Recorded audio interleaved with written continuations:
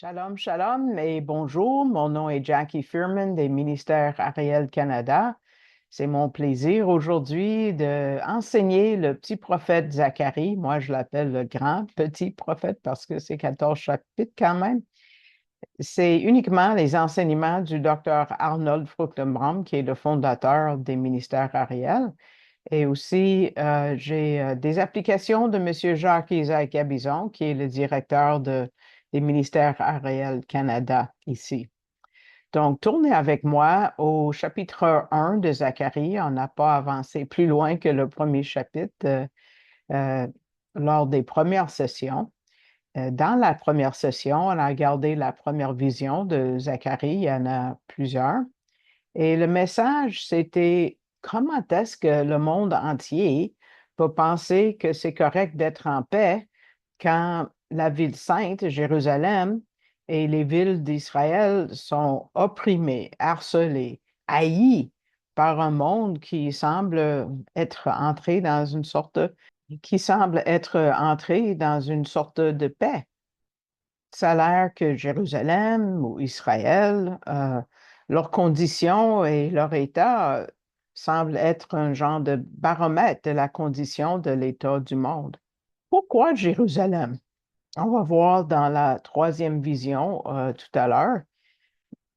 Les prophéties bibliques dans les Écritures hébraïques et dans le Nouveau Testament parlent de Jérusalem comme la place où Dieu va revenir établir sa capitale au royaume pendant 1000 ans. Donc, les forces malignes essayent de tout empêcher que cette promesse ait lieu et arrive. Et ça, c'est le sujet majeur du livre de Zacharie, Jérusalem. Jérusalem est mentionné 46 fois dans ce petit livre, donc c'est super important. Donc, nous allons avancer parce qu'on a fait la première vision la première fois et là, on arrive à la deuxième. Donc, la deuxième se trouve au verset 18 au verset 21 de Zacharie 1. Zacharie, c'est juste euh, le livre qui commence avec un Z juste avant Matthieu et Malachie. Donc, en gros, ce qu'il y a à retenir, si vous prenez des notes, le résumé de la deuxième vision, selon le docteur Fruchtenbaum, est que Dieu est en contrôle. Wow, ça nous soulage. Et c'est une élaboration du verset 15 qu'on a vu la dernière fois qui dit que Dieu est en colère contre ceux qui complaisent concernant la ruine de Jérusalem. Parce que Dieu prend en compte et il note chacun qui lève la main contre les Juifs, même aujourd'hui, évidemment. Et il a une connaissance entière de la condition de son peuple. Et il a déjà prononcé le jugement, la punition pour ceux qui se mettent contre les Juifs. Et surtout, et ce qu'on va voir à travers toutes les Écritures, c'est l'accomplissement de l'alliance avec Abraham qu'on a déjà vu en Genèse 12, verset 3, qu'il va maudire celui qui prend Israël à la légère. Il va maudire celui qui maudit. Israël, c'est les deux mots pour maudire. Donc, commençons avec cette vision. On voit 4 cordes. Donc, le verset 18 et 19 disent ceci dans la Darby que j'utilise la plupart du temps. Et je levai mes yeux et regardai, et voici 4 cordes. Et je dis à l'ange qui parlait avec moi, que sont celles-ci? Et il me dit, ce sont ici les cornes qui ont dispersé Juda, Israël et Jérusalem. On va parler pourquoi il y en a 3. Euh, D'abord, il y a une nouvelle vision qui commence. À chaque fois qu'on voit et je levai mes yeux et regardai, c'est une nouvelle vision qui commence. Il va y avoir plusieurs dans une seule nuit. Bon, Dieu l'a soutenu. Et le contenu, c'est qu'il voit 4 cornes. Et puis, on voit qu'il est à l'aise. Il pose la question parce que quand on est saisi par l'effroi, on dit rien. Mais il pose une question. Il dit que sont celles-ci? Il veut comprendre. Et la réponse qu'il reçoit, c'est que Ce sont ici les 4 cornes qui ont dispersé Juda, Israël et Jérusalem. Donc, ce sont les 4 empires gentils, non juifs, qui ont dispersé Israël. On les voit en Daniel 2 et en Daniel 7. On n'a pas encore enseigné Daniel, c'est tout un livre. Mais qui a été responsable de disperser Juda, par exemple, la première fois, c'est Babylone. Ensuite, c'est l'empire médo-perse. Ensuite, c'est l'Empire grec, ou c'est ça, grec, Alexandre le Grand. Et ensuite, le quatrième, c'est l'impérialisme qu'on va voir dans l'Apocalypse, dans le fond. Donc, quand on parle de corne, on parle de quelqu'un qui est puissant et aussi un certain orgueil associé avec les cornes. Juda, évidemment, c'est le royaume au sud et Israël, c'est le royaume au nord. Et ensuite, on parle de Jérusalem comme étant une catégorie à part pour, ben, dans le fond, le texte ne nous dit pas pourquoi. Ensuite, au verset 20 et 21, on voit 4 ouvriers. Verset 20, lisons, l'Éternel me fit voir 4 ouvriers, et je dis, encore il pose la question, que viennent faire ceux-ci? Et il parla, disant, ce sont là les cornes qui ont dispersé Juda, de manière que personne ne levait la tête. Mais ceux-ci sont venus pour les effrayer, pour jeter loin les cornes des nations qui ont levé la corne contre le pays de Juda pour le disperser. Donc, les 4 ouvriers sont identifiés. C'est les cornes qui ont dispersé Juda et les empires n'ont pas répondu avec une miséricorde. Et puis, les ouvriers sont venus pour les effrayer, pour les punir, ces cornes-là, pour jeter loin les cornes des nations. Qui sont les 4 rois qui ont jeté loin, si vous voulez, les 4 empires non juifs ou gentils? Mais c'est le roi Cyrus qui a mis bas Babylone. Et il y a Alexandre le Grand, le grec, qui a détruit, enlevé les Médo-Perses, les Perses à l'époque. Il y a le roi Pompée qui a conquis la Grèce. Et dans l'avenir, le 4e roi, c'est qui? C'est le Messie qui va détruire l'impérialisme de l'Antéchrist. Donc, ça, c'est futur encore. Et quelle est la raison de les punir? Mais c'est clair. Ils ont levé la corne contre le pays de Juda, contre la Terre Sainte. C'est la façon c'est l'application de l'alliance abrahamique qu'on a déjà vue en Genèse 12.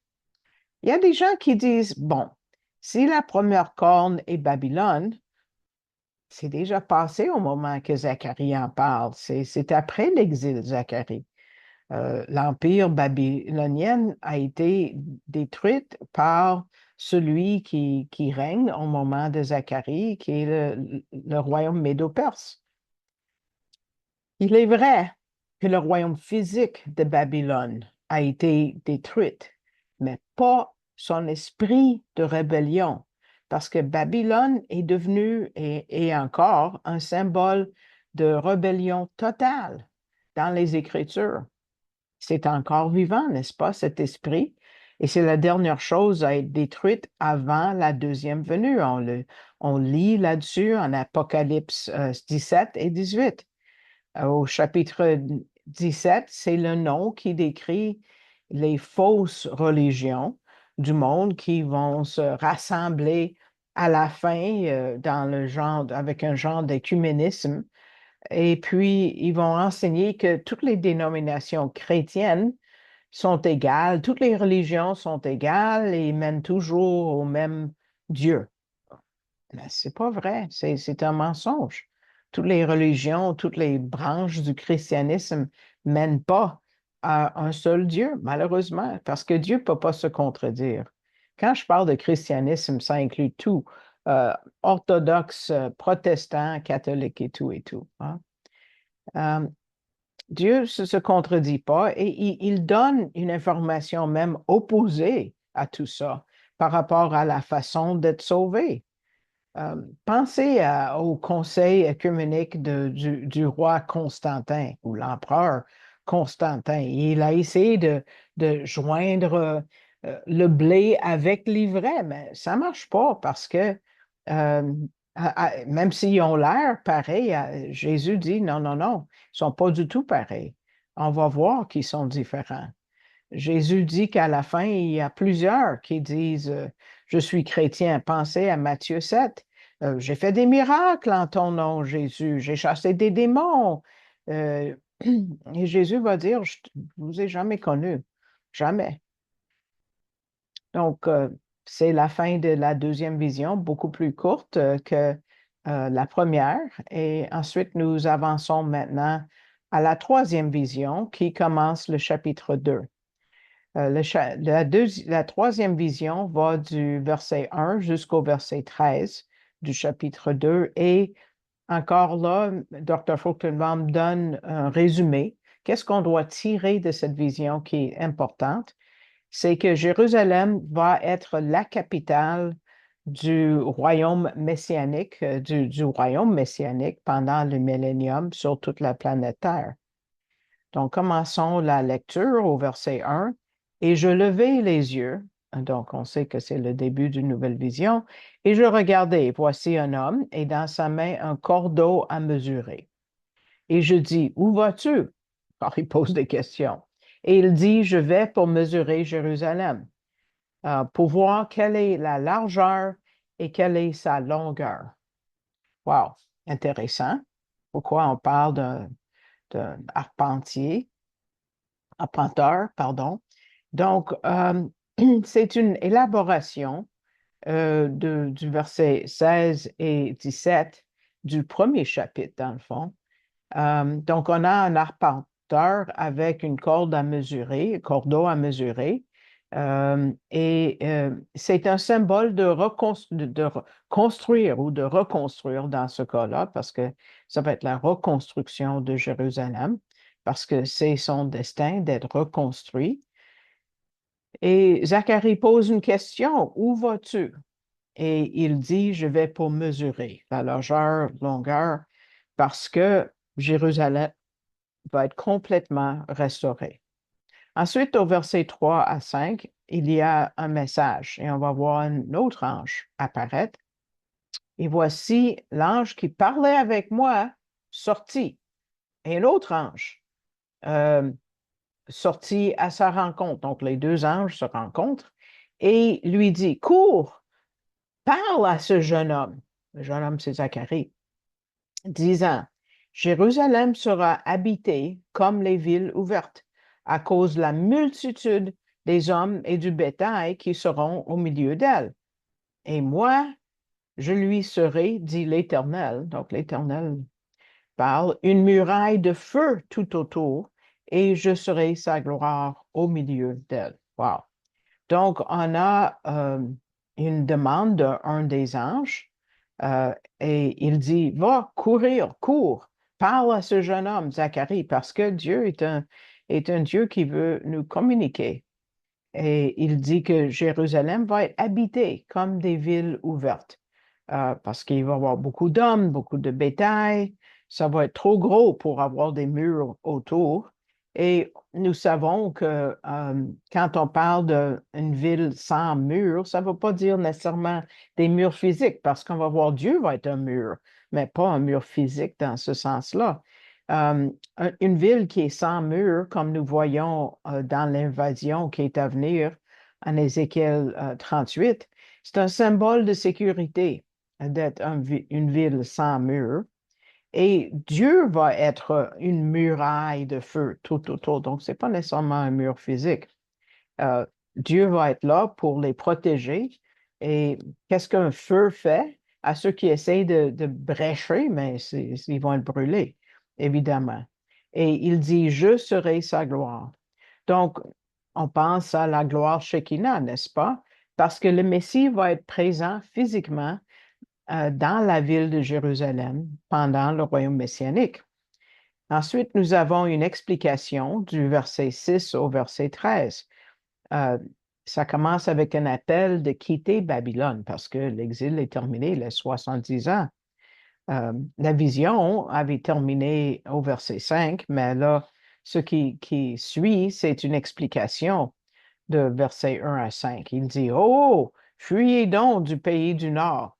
C'est Babylone, dit l'Éternel, car je vous ai dispersés aux quatre vents des cieux, dit l'Éternel. Parce que Israël va être restauré, donc retournez, entrez dans la bénédiction. Là, on va sauter très loin dans le temps, et puis ça va parler de l'arrivée du Messie au verset 8 et 9. Car ainsi dit l'Éternel des armées, après la gloire, il m'a envoyé envers les nations qui ont fait de vous leur proie. Car celui qui vous touche, touche la prunelle de son œil.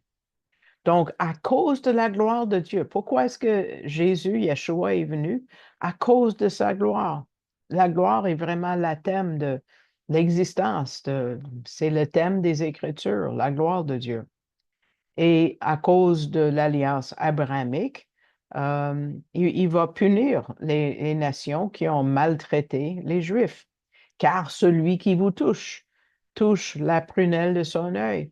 Ce mot prunelle, on ne l'utilise pas souvent, mais en, en hébreu, c'est apax, c'est comme la porte de l'œil. La pupille, évidemment, la partie noire de nos yeux. Et il prononce un jugement au verset 9. Car voici, je secoue ma main sur elles. Je ne sais pas trop ce que ça veut dire. Et elles seront la proie de ceux qui les servaient. Et vous saurez que l'Éternel des armées m'a envoyé. Donc, les nations qui se sont opposées à Israël vont devenir une proie pour Israël. Vous saurez que l'Éternel des armées, ça c'est Adonai Tsebaot, c'est comme Dieu le Père, si vous voulez, m'a envoyé. Il y a deux personnes divines ici, là. Celui qui parle au verset 8, c'est Jéhovah. C'est l'Éternel, mais l'Éternel a envoyé celui qui parle. Donc, il y a une pluralité, évidemment, dans la divinité. Ensuite, nous voyons que Dieu va habiter Jérusalem. C'est pour ça que Jérusalem on lutte fort. Tu sais, les Palestiniens veulent avoir Jérusalem, la Jordanie veut avoir Jérusalem, même l'Arabie saoudite veut avoir, tu sais, l'esplanade du Temple. Tout le monde se bat pour Jérusalem parce que c'est de là où Jésus va régner. Donc, il y a l'habitation future ici, au verset 10 et 11, et Israël va se réjouir parce que Dieu va vivre là. Verset 10, exulte et réjouis-toi, fille de Sion, car voici, je viens et je demeurerai au milieu de toi, dit l'Éternel. Donc, pourquoi est-ce que Israël se réjouit? Ben, c'est la deuxième venue, évidemment.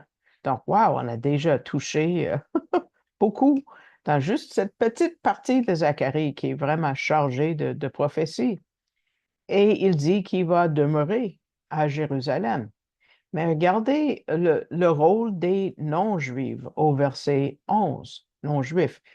Et beaucoup de nations se joindront à l'Éternel en ce jour-là. Donc, les non-juifs vont être sauvés, ou plusieurs, en tout cas, pas tous. Et elles me seront pour peuple. Wow! Vraiment important. Et on l'a déjà vu en Ésaïe 49. On peut le voir à plusieurs places. Dieu a envoyé Jésus, pas juste pour les Juifs, mais pour le monde entier, n'est-ce pas? Et qui sont-ils, ces non-juifs? Mais nous savons qu'en Matthieu 25, on parle d'un jugement qui va avoir lieu tout de suite après la repentance nationale d'Israël, pendant les 75 jours entre la fin de la tribulation et le début du royaume messianique. Et qu'est-ce qui arrive? Le jugement de Matthieu 25, où Dieu divise entre les brebis et les boucs. les brebis sont ceux qui auront bien traité les Juifs pendant la tribulation, qui euh, les auront habillés, et, abrités, et nourris, et visités en prison, tout ça.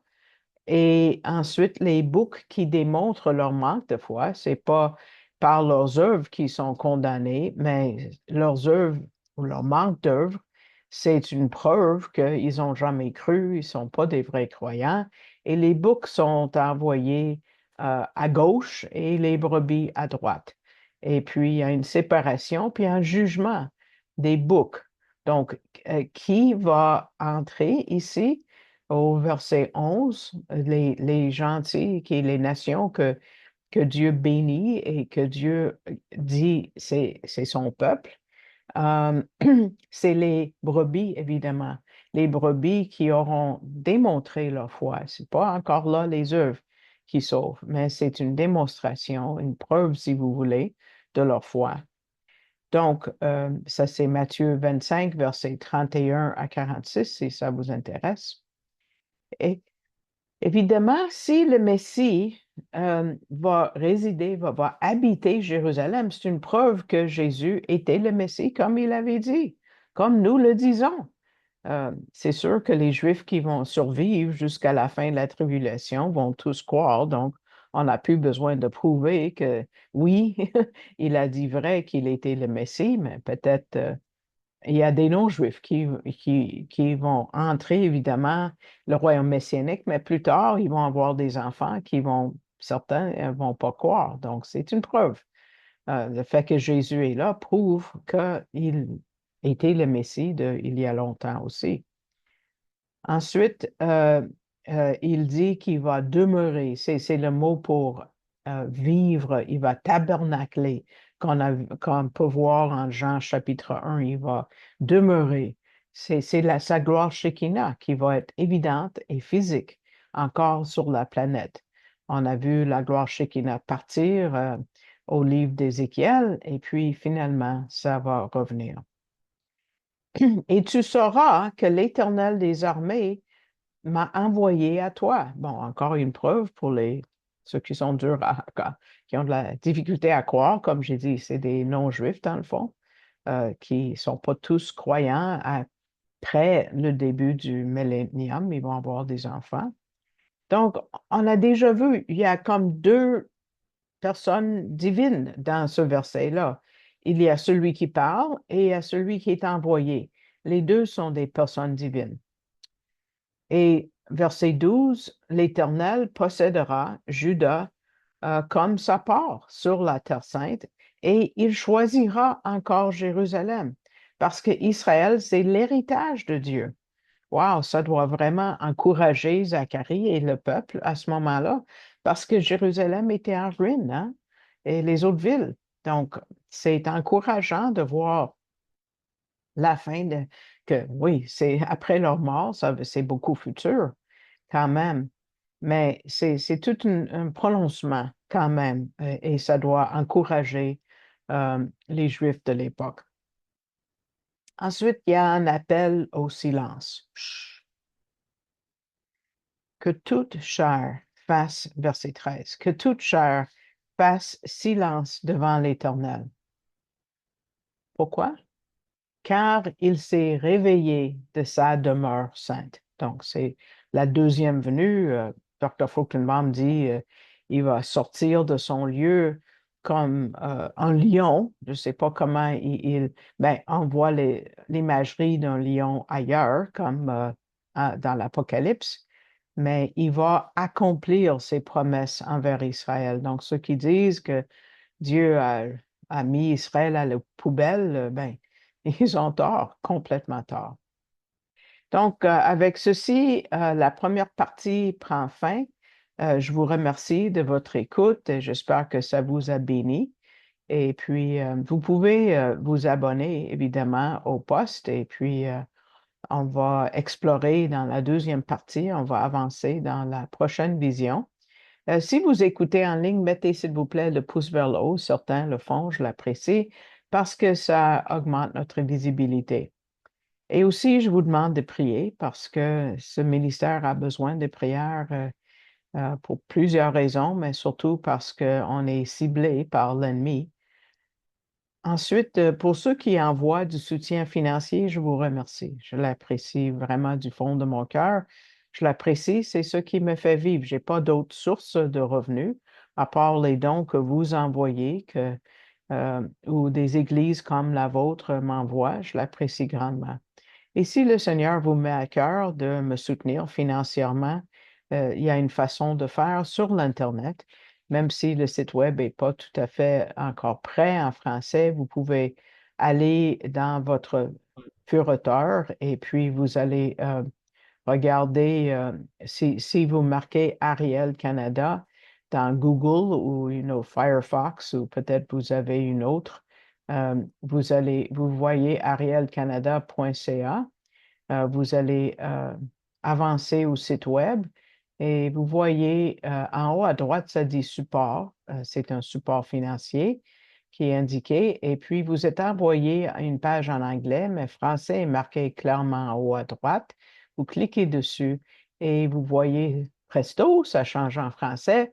Et Ministère Ariel Canada et l'œuvre de charité à gauche, et ça dit faites un don à cet organisme et vous voyez dans la boîte, il y a un menu que vous pouvez tirer vers le bas et mon nom apparaît là et vous pouvez faire un don électronique à ce moment-là.